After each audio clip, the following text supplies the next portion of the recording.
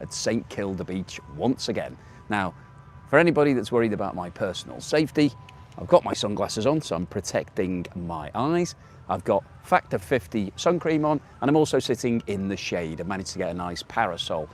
Really great down here, actually, that they give you free water and you're allowed to sit in the beach area, even though this is for a restaurant, without actually having anything to eat. So I'll just get a bit more centralised in my location.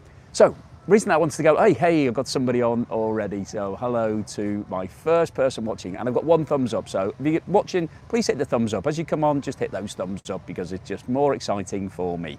So, the reason why I wanted to go live today is really to talk about what's going on with the US dollar, and also to talk about Donald Trump with his once again slightly crazy tariff system. So the US dollar is falling again, and this is partly down to, let me just reposition this camera because it looks like I'm a bit too low down there. Yeah, that's a bit better. Maybe even a bit further. Yeah, Donald Trump has once again started ramping up his tariffs. So in the last 48 hours, he's announced that he's increasing the tariff on South Korea from 15% to 25%. And this is as a result of what he says is legislative issues. So I think what that means is that South Korea have not ratified the deal that was agreed originally as part of the new set of tariffs. So it was agreed that they were going to pay 15% on all of their exports into the USA. That's now been bumped up to 25%.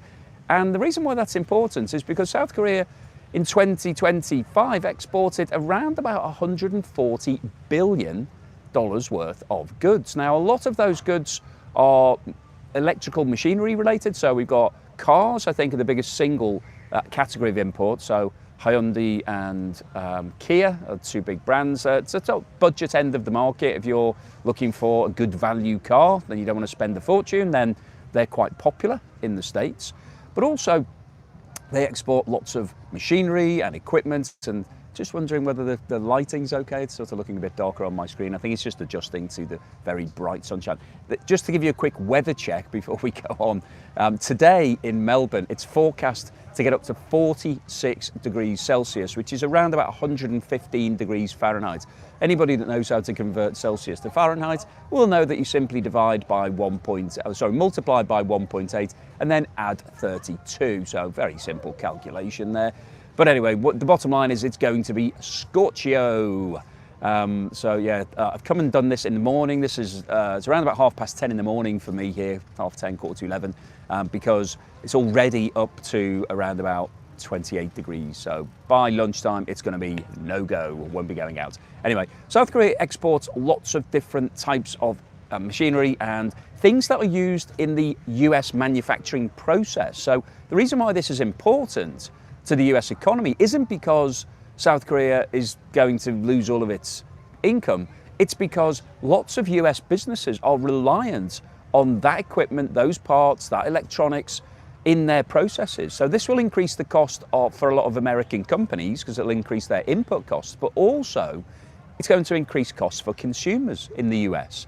So that's going to push up prices, which will then push up inflation. And it goes back to that age-old debate that Jerome Powell and Donald Trump have been having about, do we raise interest rates, lower interest rates, or do we watch inflation? So Jerome Powell has really been keeping his foot on the brake in terms of interest rates because he doesn't want inflation to get out of control, whereas Donald Trump would like interest rates to come down to less than 1%. But if we've got rising prices as a result of tariffs, that's less likely to happen. So that's going to be an issue from the US's point of view. But I think the biggest issue that we've seen over the last few days, let me just lift these up a second because I can't read what's on the screen. People are sending me messages. I've got 30 likes, by the way, so thank you very much for that.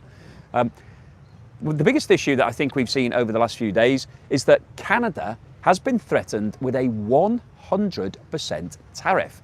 Now, the reason why this is happening is because Canada, Mark Carney, recently announced a trade deal with China. So as a result of the sort of semi-breakdown in the relationship between the US and Canada, Canada has reached out to China.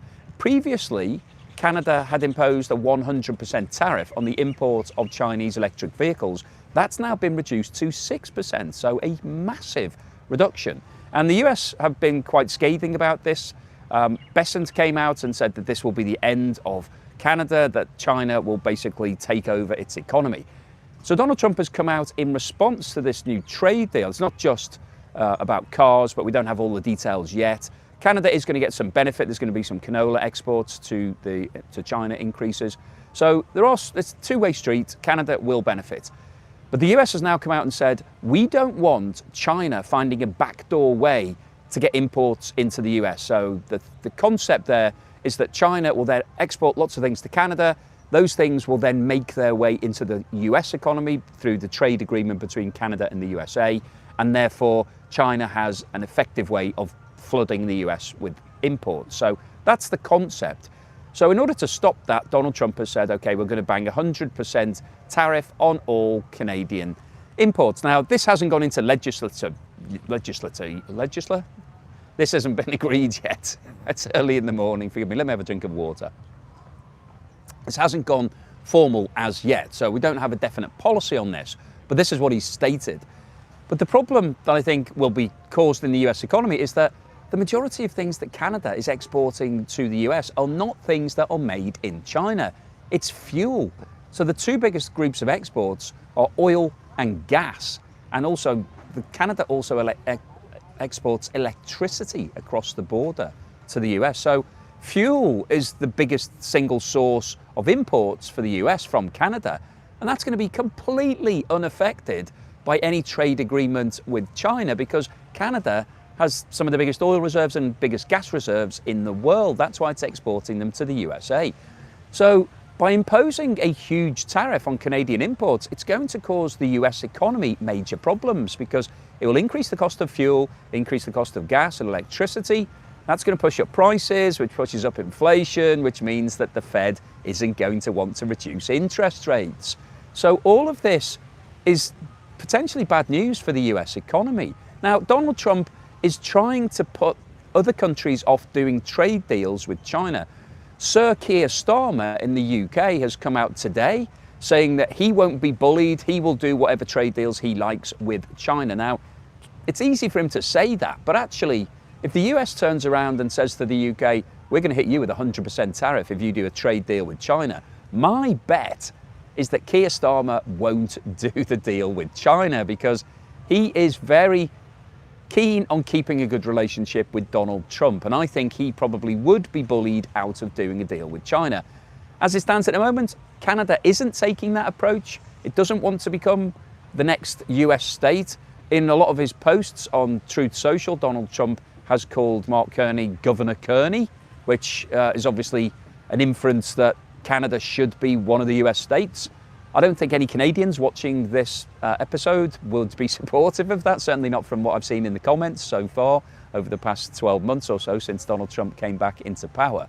So we've got an interesting situation here, and what we are seeing in the markets is that the US dollar is falling again. So it's down by more than 9% since Donald Trump took over. And we've talked about the impact of that on the US economy.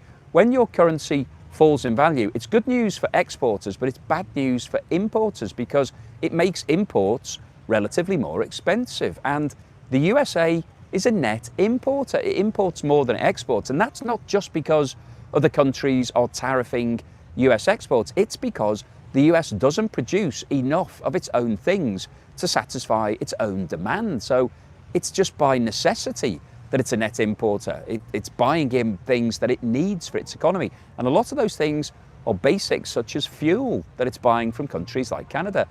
Last year, Canada was one of the biggest exporters to the USA. The reason being that the US needed all of those imports. It's not because it was doing Canada a favor.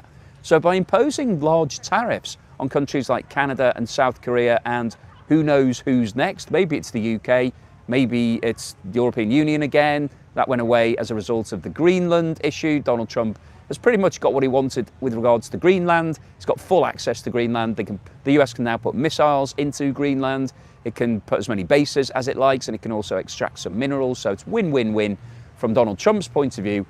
The EU hasn't really come out of it with anything positive. It's got the ability for the US to help defend it, but there's a question mark as to, long-term future of NATO as a result of the recent discussions. So we've seen Donald Trump basically threatening to impose tariffs on virtually every country in the world over the last 12 months. That's likely to continue. But the bottom line is that it will be bad news for the US economy. We've been there before, we've talked about it a lot, that if you increase tariffs, it increases prices for US companies and consumers. That's the bottom line. The other countries who are exporting don't pay the tariffs. That's the misnomer here. They're not actually paying the tariff. It's the people who buy the product who pay a higher price who are effectively paying that tariff. So that will drive up inflation and will cause issues in the US economy that Donald Trump doesn't want. So I just wanted to make this episode really to bring you up to speed as to where we are. Everything's up in the air. Nothing is cast iron as yet, but Canada and South Korea are the latest in the firing line in terms of additional tariffs. I think this is going to be a recurring theme over the next 3 years whilst Donald Trump stays in power as the president. Maybe he'll stay in power longer. He's not officially allowed to. You can only do 2 terms in office unless he changes the rules, which who knows what will happen. Maybe he will change the rules. Maybe he'll be in power for the rest of his life. Probably not. I'm just being a little bit facetious, creating a few comments for you to send in. Anyway, I wanted to basically just remind you that I'm down here in Melbourne, St Kilda. I had a great day yesterday. Went down to see the Penguin Parade, which sounds like a kid's musical, but actually is something on a place called Phillip Island, which is in the south of the country. You have to cross a bridge to get to Phillip Island. And you have the smallest penguins in the world, really tiny penguins. They're only a foot tall, 33 centimetres, so you could put it in your backpack quite easily. Blue penguins, in fact, as well. And these little blue penguins are out fishing all day long.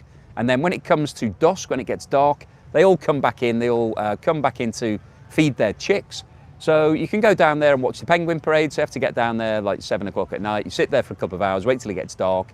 And then the penguins start arriving on the beach. They all huddle together because they're a bit scared they're going to get picked off by a bird of prey or something like that. And then they do a quick run across the beach to get back to their chicks.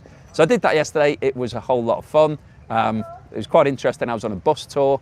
I was pretty much the only person who was not from China on that tour. So most of the announcements were in Mandarin. They seemed to go on for an incredibly long period of time, those announcements. They're really loud. And then the English version was significantly shorter.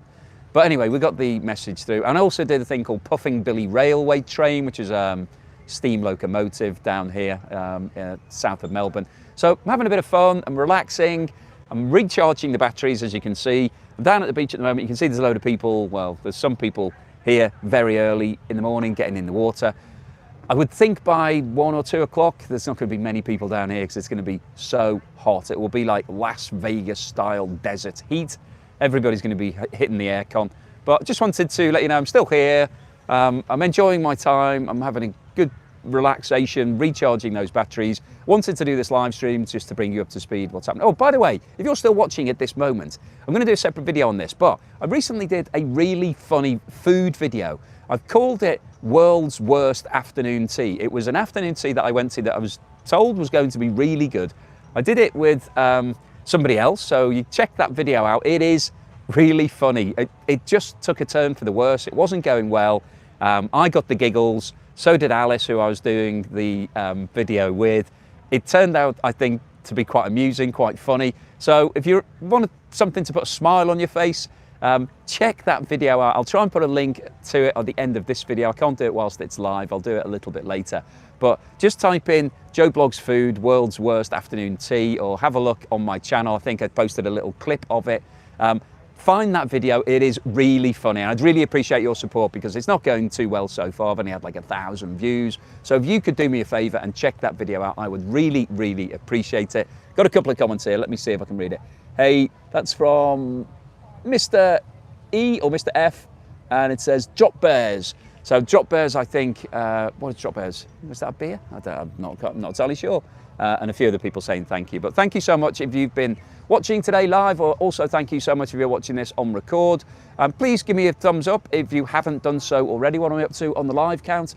I'm up to 70 out of 108 people. Oh, I've had a $5 super chat or something like that. I don't even do these live streams very often, so I don't even know what a super chat live thing majig is. But whoever sent me that, thank you so much. I really, really appreciate it.